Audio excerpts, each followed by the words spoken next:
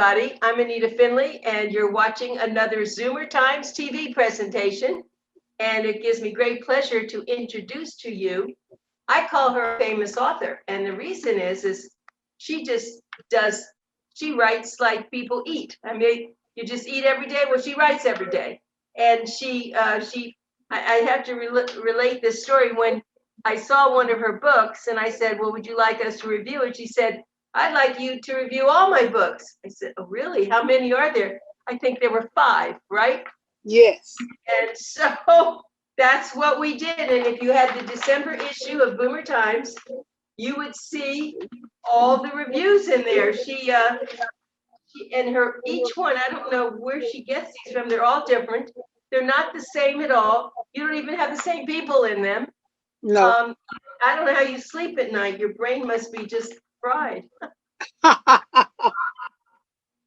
Because Rose Stiffin is actually Dr. Stiffin is actually a professor at a Miami University, and she does research. So she's a very busy person, but I think, I may be wrong, that writing for you is your relaxation, isn't it? Yes, yes, it is. That's how you get through. That's how you get through everything. And we're going to talk today about a winter friend, and that's Rose Stiffin, Dr. Stiffin. And this is a very involved book.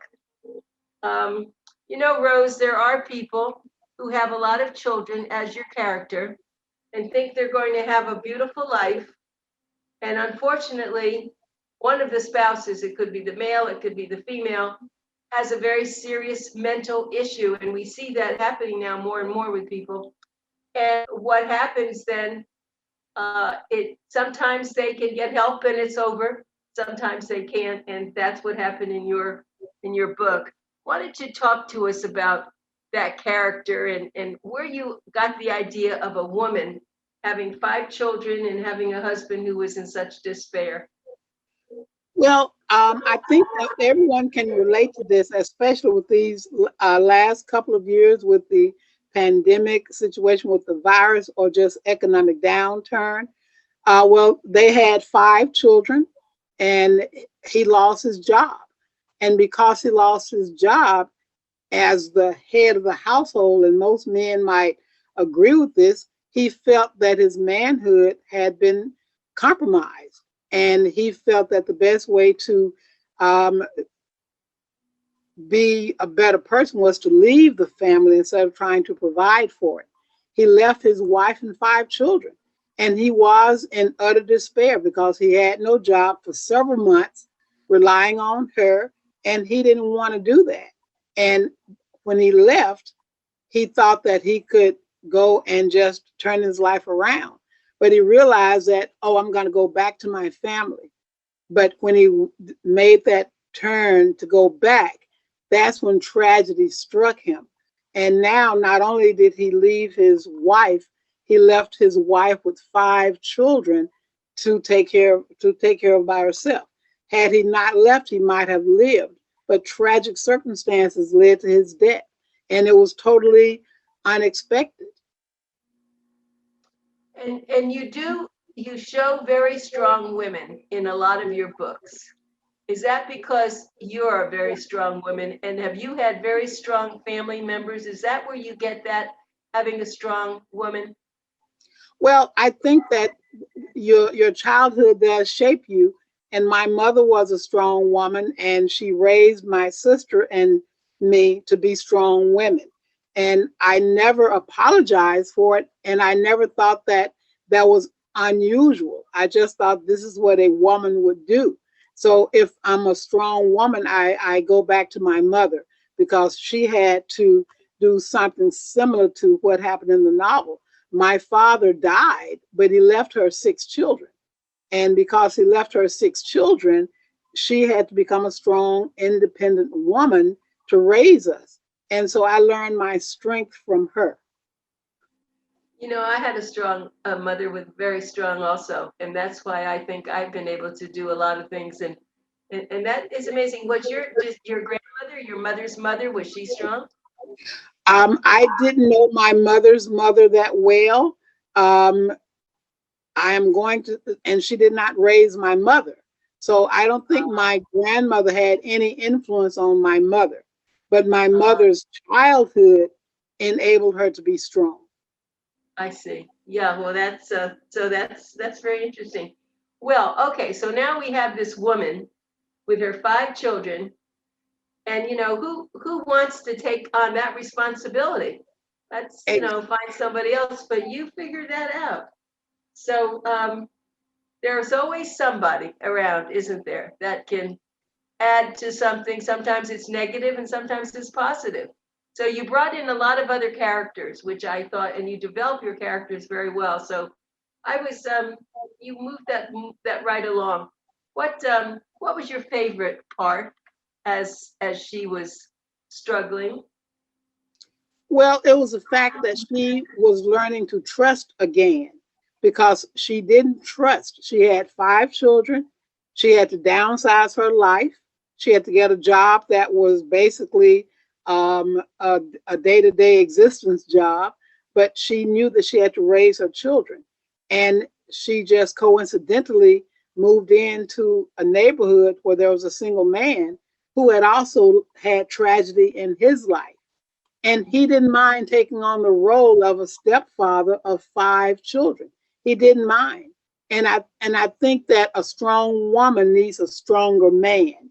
And he Right. proved to be a stronger man than I'm not saying her husband wasn't strong. He was weak at a point in his life that led to tragedy. And so this guy was strong when she needed strength. Right. Yeah, I liked him very much, and you kept him there throughout the whole story, even though Yeah. she was looking for other things too. Well, she was looking for, well, she had events going on in her life. Her daughter gets pregnant. Her other daughter has a friend who might be suicidal. She's got little boys. She's got to make sure that they are raised to be young men. So she had a lot on her plate. But her neighbor, Stanley, didn't have a problem with that. He wanted her to trust him because he was trustworthy. Yes. And of course, he fell in love with her. Yes, he did. And that was important. I wanted him to love her in spite of or despite because Yeah. she was rejecting that. Yeah. Because she had a trust factor. She had a trust factor, an age factor. She was older. And she thought, okay, how am I going to get this guy to be with me? I'm older with 5 children, not one, 5. Right. Right. Right. Yeah. So that was something in your mother's way, in a sense. But so when you are developing these characters, are you are you writing down all this? Do you know that that's where you're going with this, or do you do it and all of a sudden something pops up into your head, or do you have like a whole plan laid out? Well, I usually try to have a plan laid out, but plans can go awry. So when I make a plan, I add notes, I go back and rewrite, I edit, I insert, but I try to have a plan, but the best laid plans can go awry. That's true. I Yes. just want everyone to know this is Dr. Rose Stiffin, Stiffin. This is her book. She has a lot of other books, and I'm just going to mention them at this time too. She has another book called Casino Blues, another one called Walk in Bethel, another one Groovin' on the Half Shell, and each one different but very exciting. She, as a professor, you think she could be an old fuddy duddy. Sorry, she's not. She's Thank so you. I'm not. charming and so you're so adventuresome. Have you traveled a lot in your life? I know you're from Mississippi, but have you I, traveled a I lot? I've traveled. I've traveled a lot of the U.S. and I've been to Europe twice. I've been to the Caribbean twice. I have not been to Africa or to South America, but I've been to Mexico, so I have traveled, and I've enjoyed the travel. Yes. But you've also then garnered a lot of events from those places, I believe. That's why your characters are so good. I'm sure she's sitting there one time and she's listening to people and watching them and making little notes, and then for all intents and purposes, they appear in one of your stories. Well, I am a people watcher. And when I was living in Texas, I felt that I could write about these people in Texas because I was living there. I knew people liked them, and I would watch people like them so that I could get a handle on making these characters three-dimensional. Right. And that's what makes them so real. Well, thank you. Yeah, I think being a good people watcher makes you a good writer. That's true. And your captivation of your language is extraordinary. And a lot of times you put in the sounds the way they speak, which is something else very interesting that you can do that. Well, you want to make sure that you can hear the voice in your head, including the accent. Yeah, you want the reader to be able to hear that person speak, and so you must describe the language and the sound of the voice. Yep, and that's what you do. I want to tell you, I was thinking, that the man that she meets, Connie meets, is very rich. Yes. But he wants her to have an abortion, doesn't he? Well, that's Connie's daughter. Oh, daughter. I'm sorry. Right. I got mixed up. So the daughter falls in love. She's a teenager. The young man is a teenager, and he's very rich. And they're young, and they are irresponsible. And the daughter does get pregnant. Her name is Katie. And the young man is from a very rich family in Houston. And he does want her to abort the baby because he's a teenager, and he tells her he's not ready to be a father, and she's not ready to be a mother. So the only thing that can make sense is an abortion. She does not want to be pregnant, but she does not want an abortion. But that's the only way you're going to be not pregnant, is to have an abortion or a miscarriage. And she didn't want the abortion, not because she didn't want to be pregnant. She just was a teenager. She was only 16, but she decided to keep the baby, and she knew that she couldn't have the abortion. Right. And that's a big issue now, of course, today. And so that brings it close to home for people who've had to make those decisions. And it was a difficult decision, and mainly because the rich family could stand by and say, here's the money for the abortion, because it was an easy solution for them, but not for her. But at the same time, it should have been because of the financial situation her family was in. She should not have wanted to bring in a baby into that situation, but she wanted to. Yep. It's critical nowadays, and sometimes people don't even have a chance, but she could have. But what I like about the book is I always like books to end happily. And your books usually do end happily. You put people. I try to include that redemptive quality, as I said, in each of the novels. So it may not end with, roses and sunshine, but it ends with hope, because I want the reader to leave saying, okay, this happened, this tragedy happened, but look at the sunset now, look at the sunrise. They can see that hope. And life gives you those journeys. I mean, if you think that your life is going to be sunshine, it's not. But if you know that each day there's going to be a sunrise, that means you have hope. Beautifully said. Yes, I would love to see you teach a class, because I'm sure your students love you. Are they aware of your books? Have you ever discussed with them your books, and are they buying them, or how do you handle that? Well, they're not buying them. I've discussed it, but they're not buying them. A few have. And those who have they've enjoyed the novels. but they're Yeah, not buying them. but they do love the fact that you are a novelist as well as being a professor of this, you know, of, you deal in cancer, you deal in serious subjects. And I wonder if any of them are going to be influenced by you and become a writer themselves. Well, I hope that they will, because some of them have stories to tell. If you listen to their background, if you listen to their childhood memories, a lot of them do have stories to tell. And I listen very carefully just in case they don't tell their story. I can take a snippet from them and use it in my novels. So, yeah, I listen Right, very carefully. right. So Yeah. that's interesting. And do your colleagues, the other professors, are any of them authors? Not in my division, but across campus, but not in fiction. Music, Uh, business, history, current events, social justice, but not fiction. No, right? I'm Not kind of nonfiction. alone. Yeah, well, but you can really play with the trains when you're in fiction.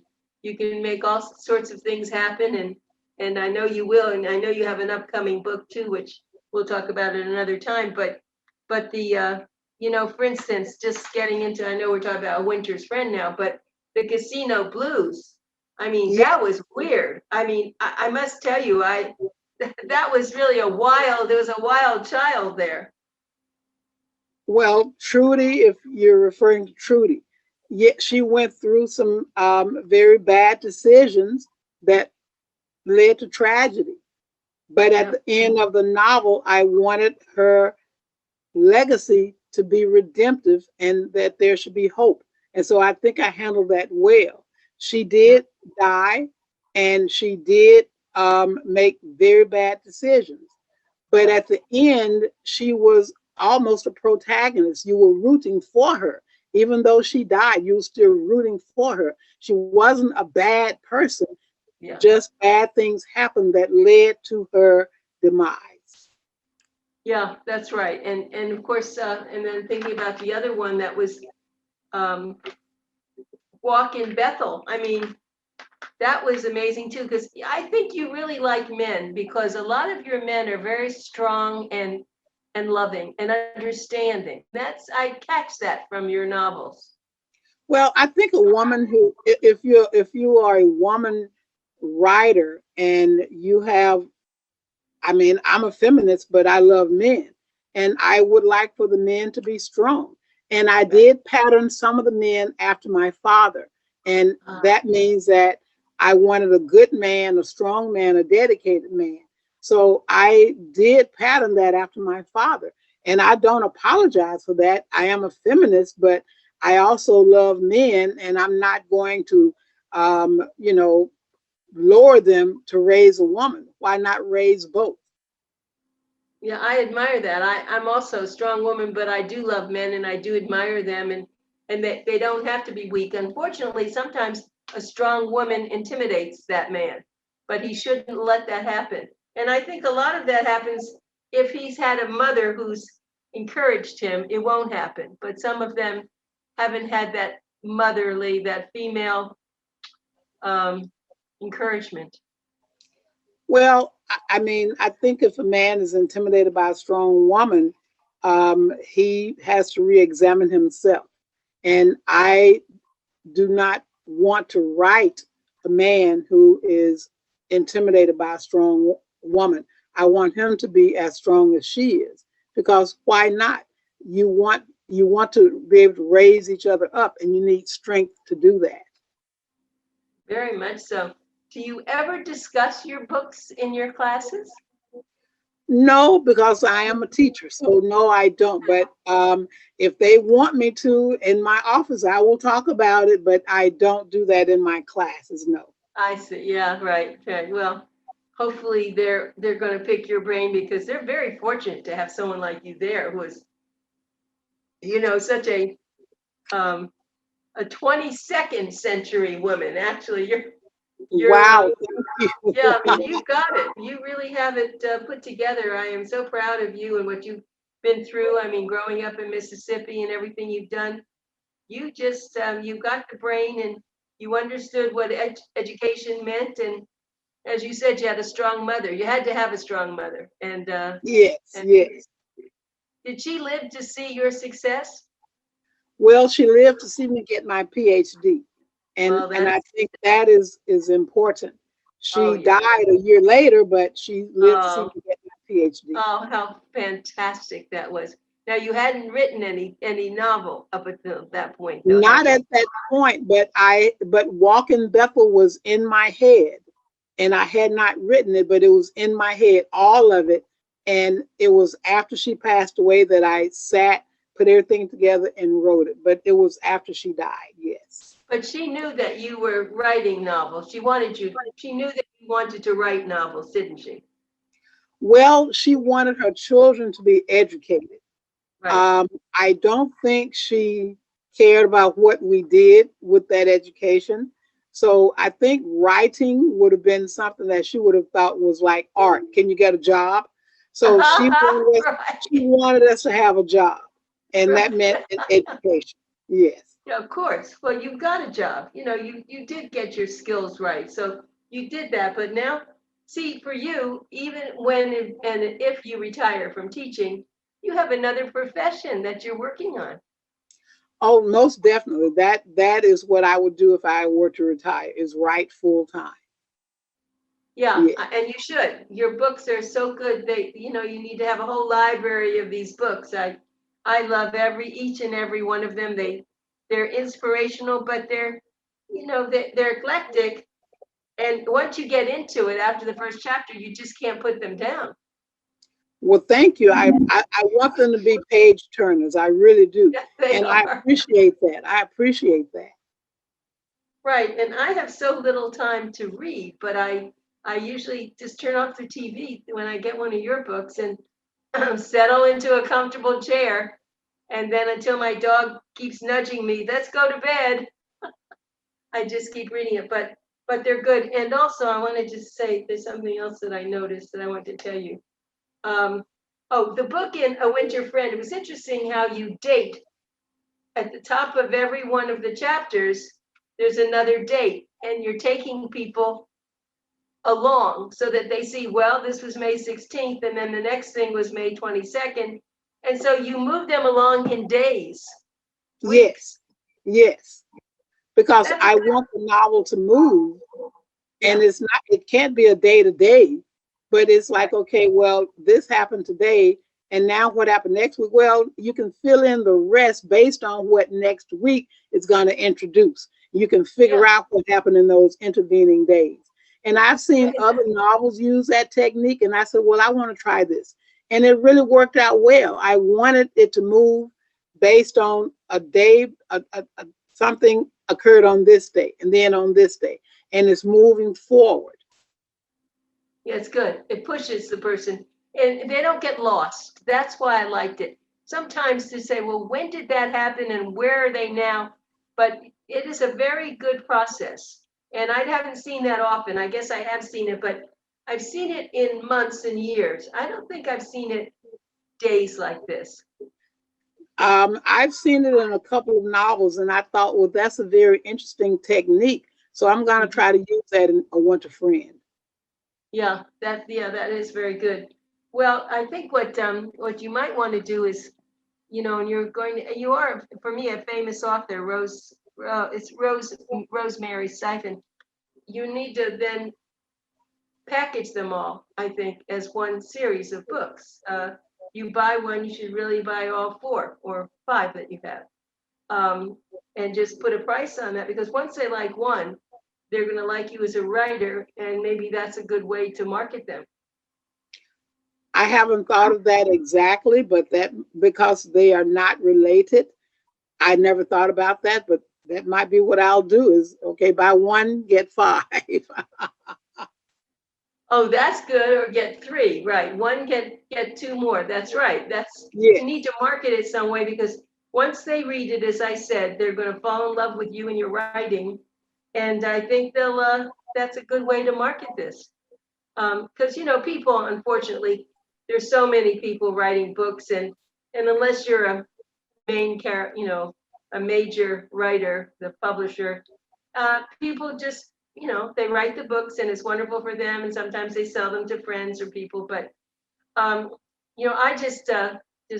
I know we're going to be short of time, but I just did on the March issue, and I know you're getting our magazines, aren't you? Yes. Yes, I got the latest one, yes. Yeah, the March issue, there was a man that spent 50 years writing a book called Synagogue Stamps.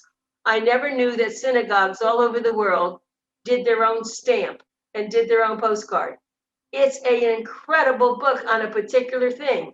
And it's cost $50, but it's hardbound, it's beautifully done, and that's his thing, and and I don't know who's going to buy it, but I said to him, I think every synagogue ought to buy it.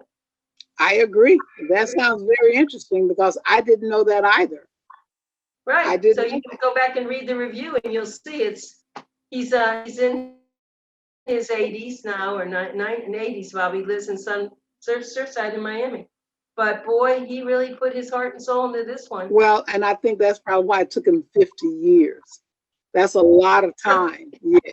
Well, he had to collect all those stamps.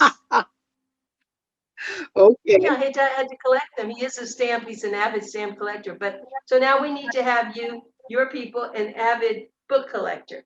And they're going to have a series of your books, and you buy one, we're going to let you have two others, right? I think that may be something to do. And then to get the two others, then you can, buy one, we're going to let you have another two others. Right? Exactly. Okay, well, anything I can do to help, I'm always there for you. Well, thank you so much. I appreciate that. I really do. I really do. And your students are back in school, I gather. Well, we have lab today, and I'm going to have face-to-face lab. So I do hybrid. And I teach the lab remotely to the ones who are not here. Then we do the lab face-to-face. We get all the data together, and now we disperse it to the students. I see. Okay. So your university is up there in North Miami, is it not? Yes. It's called the Florida Memorial University. And it's been in this area since the 1960s, but it was established in 1879. So it's over 100 years old. Oh, wow. It's not probably a very large campus. It's not a large school. No, it's not. It's always been small and private. And so the enrollment has never been over 2,400. I see. Okay, well, they were lucky to find you. And how long have you been teaching there? I've been here since 1999, so for 21 years. Wow. Yeah, it's a long teaching, but you have, a lot of students who've gone on to do their things, and they come back, and I'm sure you become a friend to all of them. I just know how you are. You are a friend professor. I am, and they do come back, and they do inspire the other students. So I am, that's my legacy. And so I don't have children, but they have become my legacy. And I look at their success as a reflection of me, not in a way that makes it self-aggrandizing, but just the fact that they went through me and now they are here. And I take pride in knowing that they're this medical doctor or this nurse practitioner or this educator or this engineer. I take pride in that. And I like to see that, but I'm just proud. It's like I'm looking at my child and look at what my child did, Yes, without doing the diapers. Well, sometimes. No, I know, but it's funny when you ask people who are successful, many of them reach back to the school and a teacher who really made the difference. I've noticed that. It's not so much a family member, but for their education, there was a teacher that just really, maybe they were having troubles or they weren't, but they were encouraged. And that's why you have a great legacy. I'm so happy to hear that. Thank you. And I think they do reach back, and I may not be the favorite teacher, but knowing that they went through me and that I encouraged them. They may not have seen it then, but they see it now because now they're in the workforce. They have this job with all this responsibility, and they know that had they not had the strength to go on, they may not have gotten where they were. And we gave them that strength early on. That's what I'm saying. I believe in strong people, not strong man, strong woman, strong people. Right. Yeah, and it comes forth very easily. And tell people exactly what you teach again. Well, I teach organic chemistry and biochemistry. My PhD is in biochemistry and my master's is in organic chemistry. Those are very tough subjects, you know. In fact, I've heard that people who wanted to study medicine took those, didn't pass, and they didn't go on. Organic is a weed out course for a lot of students who go to medicine. So you're right. It's one of those courses that people hate, but I like the course and I try to get the students to understand that science is all encompassing. So if they don't like organic, they don't like science. And they think that they can like one or the other, but they are all connected. Okay, so that's a good point for you to, you know, be able to share with them. That's right. So I can't take your course because but I'd love to take a course sometime from you, but not that. That's not my, I have to, maybe you have to start teaching writing. I would love to be able to do that because we don't have a creative writing class on campus, but I would love to do that, but I don't have the credentials.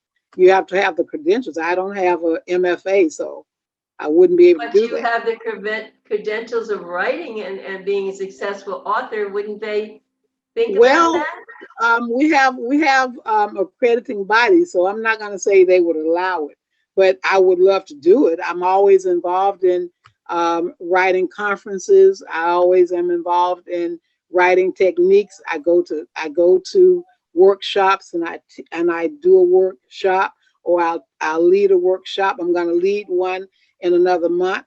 So I do love writing and talking about the process of it. Well, I would love to. Maybe I could write your university professor and tell him.